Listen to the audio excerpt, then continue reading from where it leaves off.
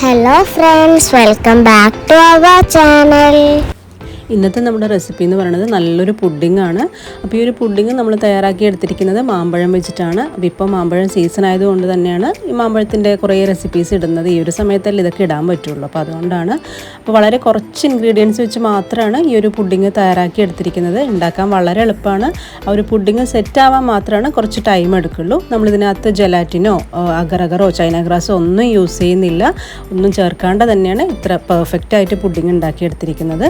അപ്പോൾ നല്ല ടേസ്റ്റി ആയിട്ടുള്ള ഈ ഒരു പുഡിംഗ് എങ്ങനെ ഉണ്ടാക്കുന്നതെന്ന് നോക്കാം. അതിനു മുമ്പായിട്ട് എപ്പോഴും പറയുന്ന പോലെ തന്നെ നമ്മുടെ ഈ ഒരു ചാനൽ ആദ്യമായിട്ട് കാണുന്ന ഏതെങ്കിലും കൂട്ടുകാരുണ്ടെങ്കിൽ ഒന്ന് സബ്സ്ക്രൈബ് ചെയ്തിട്ടൊന്ന് സപ്പോർട്ട് ചെയ്യണേ.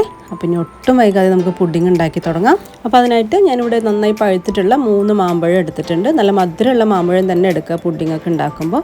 അതുപോലെ നാരുള്ള മാമ്പഴം എടുക്കാതിരിക്കുകയായിരിക്കും നല്ലത്. നാരില്ലാത്തത് തന്നെ എടുക്കുക. അപ്പോൾ ഈ ഒരു മാമ്പഴത്തിൻ്റെ തോലെല്ലാം ഒന്ന് കളഞ്ഞതിന് ശേഷം നമുക്കൊന്ന് കട്ട് ചെയ്തെടുക്കണം. നമുക്ക് നന്നായിട്ടൊന്ന് അരച്ചെടുക്കാനുള്ളതാണ്. അപ്പോൾ നമ്മളിനിപ്പോൾ ഇൻ കേസ് എടുക്കുന്ന മാമ്പഴത്തിന് നാരുള്ളതാണെന്നുണ്ടെങ്കിൽ ആ അരച്ചെടുത്തതിന് ശേഷം ആ ഒരു പൾപ്പ് നമ്മൾ ജ്യൂസൊക്കെ അരിക്കുന്ന വലിയൊരു അരിപ്പയിലിട്ടിട്ട് ഒന്ന് അരിച്ചും കൂടെ എടുക്കണം. അല്ലെങ്കിൽ നമുക്ക് ആ ഒരു പുഡിങ്ങിൽ ഇടയ്ക്കിടയ്ക്ക് നാര് വരുമ്പം ആ ഒരു കറക്റ്റ് ടെക്സ്ചറിൽ കിട്ടില്ല. അപ്പോൾ ഇതെല്ലാം നമ്മൾ കട്ട് ചെയ്തെടുത്തിട്ടുണ്ട്. ഇനി മിക്സിയിലെ ജാറിലേക്ക് ഇട്ട് കൊടുക്കുന്നുണ്ട്. ഇനി ഇതിലേക്ക് നമുക്ക് മധുരത്തിനായിട്ട് പഞ്ചസാരയാണ് ചേർക്കുന്നത്. അപ്പോൾ മാമ്പഴത്തിൻ്റെ മധുരത്തിനനുസരിച്ച് പഞ്ചസാര ഇട്ട് കൊടുക്കുക. ഞാനിപ്പോൾ 1/4 കപ്പിൽ ഒരല്പം കൂടെ കൂടുതലായിട്ട് ഇട്ടിട്ടുണ്ട്. എന്നാൽ 1/2 കപ്പ് മുഴുവൻ ഇട്ടിട്ടുമില്ല. ഈ ഒരു രീതിക്ക് വേണം അരച്ചെടുക്കാനായിട്ട്. ഇനി നമ്മൾ ഈ അരച്ചു വെച്ചിരിക്കുന്ന ആ ഒരു മാമ്പഴത്തിൻ്റെ പ്യൂരി ഒരു പാനിലേക്ക് ഒഴിച്ചു കൊടുക്കാം. അപ്പോൾ ഇത് നല്ല ഫൈനായിട്ട് തന്നെയാണ് അരിഞ്ഞ് കിട്ടിയിരിക്കുന്നത്. ഇടയ്ക്ക് ഒന്നും കട്ടകളൊന്നും തന്നെ ഉണ്ടാവാൻ പാടില്ല. അത് പ്രത്യേകം ശ്രദ്ധിക്കണം. കാരണം കട്ടകളൊക്കെ ഉണ്ടെന്നുണ്ടെങ്കിൽ ആ ഒരു പുഡിങ് കറക്റ്റായിട്ട് നമുക്ക് സെറ്റായി കിട്ടില്ല. ഇനി നമുക്കിതിലേക്ക് വേണ്ടത് പാലാണ്. അപ്പോൾ 2 കപ്പ് അളവിലാണ് ഞാൻ പാൽ ഒഴിച്ചു കൊടുക്കുന്നത്. അപ്പോൾ അത്യാവശ്യം തിക്കായിട്ടുള്ള പാൽ തന്നെ എടുക്കാൻ നോക്കുക. അതാവുമ്പോഴാണ് നല്ലൊരു ടേസ്റ്റ് ഉണ്ടാവുക നമ്മുടെ പുഡിങ്ങിന്. അപ്പോൾ ഇത് 2 കപ്പ് മുഴുവനായിട്ട് ഒഴിച്ചിട്ടുണ്ട്. ഇനി നമുക്ക് നന്നായിട്ടൊന്ന് മിക്സ് ചെയ്തെടുക്കാം. അതിനുശേഷം മാത്രം നമുക്ക് കുക്ക് ചെയ്യാൻ വെക്കാം. ഒന്നുമില്ലാന്നുണ്ടെങ്കിൽ മിക്സിയുടെ ജാറിലേക്ക് ഇട്ടിട്ട് ഒന്ന് കറക്കി എടുത്താൽ മതി. അല്ലാന്നുണ്ടെങ്കിൽ ഇതുപോലെ വയറിംഗ് വിസ്ക് വെച്ചിട്ട് നന്നായിട്ട് ഇതുപോലെ ഒന്ന് മിക്സ് ചെയ്തെടുത്താൽ മതി. ഈ ഒരു സമയത്ത് ഇനിയിപ്പോൾ മാമ്പഴത്തിന് കളർ കുറവാണെന്ന് തോന്നുകയാണെങ്കിൽ ഒരു 2 ഡ്രോപ്പ് യെല്ലോ ഫുഡ് കളറും കൂടെ ചേർക്കാം. പക്ഷെ അതിൻ്റെ ഒന്നും ആവശ്യമില്ല. നമ്മൾ വീട്ടിൽ കഴിക്കാനല്ലേ, ഇത് തന്നെ മതി. അപ്പോൾ ഇത് നല്ല രീതിക്ക് തന്നെ ഇതുപോലെ ഒന്ന് മിക്സാക്കി എടുത്തിട്ടുണ്ട്.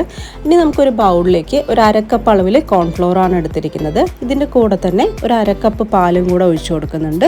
ഇനി നന്നായിട്ടൊന്ന് മിക്സ് ചെയ്തെടുക്കാം. ഒട്ടും തന്നെ കട്ടകളില്ലാണ്ട്. പാലെടുക്കുമ്പോൾ ചൂട് പാലെടുക്കരുത്. നോർമൽ റൂം ടെമ്പറേച്ചറിലുള്ള പാല് വേണം എടുക്കാനായിട്ട്. അല്ലെങ്കിൽ ആ കോൺഫ്ലോർ ഒന്ന് കട്ട പിടിച്ച് പോവും. അപ്പോൾ ഇത് നന്നായിട്ട് തന്നെ ഒന്ന് മിക്സ് ചെയ്ത് മാറ്റി വയ്ക്കുന്നുണ്ട്. ഇനി നമ്മൾ ആ ഒരു മാമ്പഴത്തിൻ്റെ ആ ഒരു മിക്സ് സ്റ്റൗവിലേക്ക് വെച്ചിട്ട് നമുക്കൊന്ന് കുക്ക് ചെയ്തെടുക്കാം.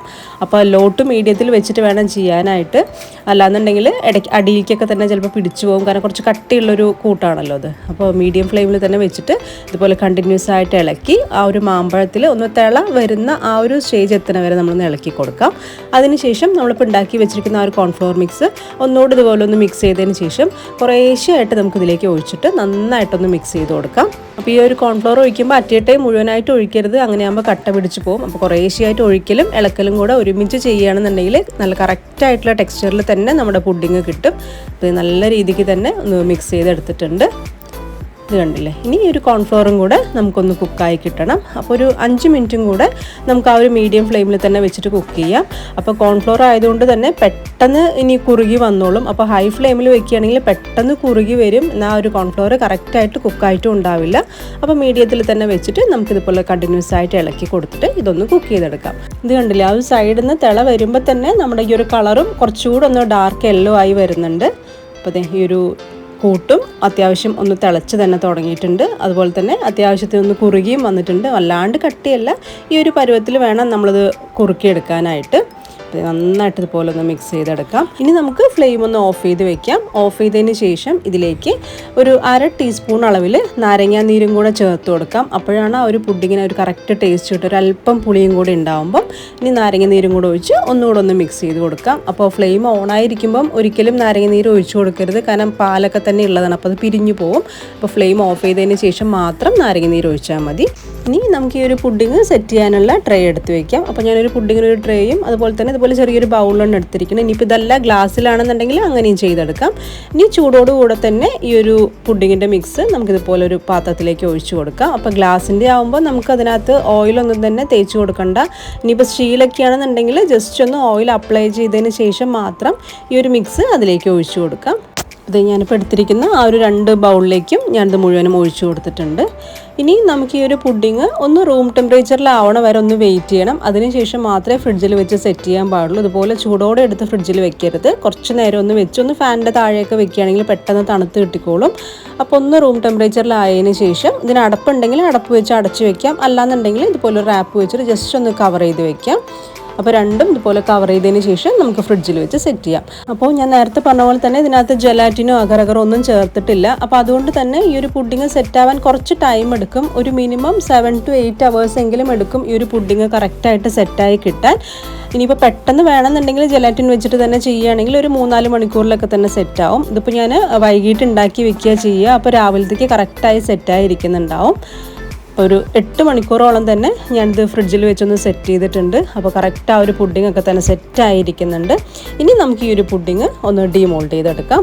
അപ്പോൾ അതിനായിട്ട് ഒരു പ്ലേറ്റിലേക്ക് വെച്ച് കൊടുക്കുന്നുണ്ട്. അപ്പോൾ ഗ്ലാസിൻ്റെ കണ്ടെയ്നർ ആയതുകൊണ്ട് തന്നെ പെട്ടെന്ന് തന്നെ ഇതിനകത്ത് നിന്ന് വിട്ട് വരും. ഇനിയിപ്പോൾ വിട്ട് വരുന്നില്ല എന്നുണ്ടെങ്കിൽ ഒന്ന് നൈഫ് വെച്ചിട്ട് സൈഡിലൂടെ ഒന്ന് വരഞ്ഞു കൊടുത്താൽ മതി. പക്ഷെ അതിൻ്റെ ഒന്നും ആവശ്യം വരില്ല, പെട്ടെന്ന് തന്നെ വിട്ട് വന്നോളും.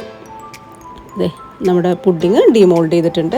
ഒട്ടും തന്നെ ആ ഒരു ബൗളിൽ ഒട്ടിപ്പിടിക്കാണ്ട് കറക്റ്റായിട്ട് തന്നെ വീണ് കിട്ടിയിട്ടുണ്ട്. കണ്ടില്ലേ? ഇനി അതുപോലെ തന്നെ ആ ചെറിയ ബൗളത്തിൽ നമുക്ക് ഡിമോൾഡ് ചെയ്തെടുക്കാം.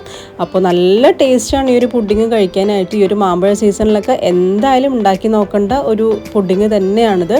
പിന്നെ ഇത് സെറ്റ് ചെയ്യാൻ വെക്കുന്നത് ഫ്രിഡ്ജിനകത്താണ്, ഫ്രീസറിനകത്തല്ല. അത് പ്രത്യേകം ശ്രദ്ധിക്കണം. ഫ്രീസറിനകത്ത് വെച്ച് കഴിഞ്ഞാൽ ഈ ഒരു ടെക്സ്ചറിലല്ല കിട്ടുക, കുറച്ച് ഹാർഡായി പോവും.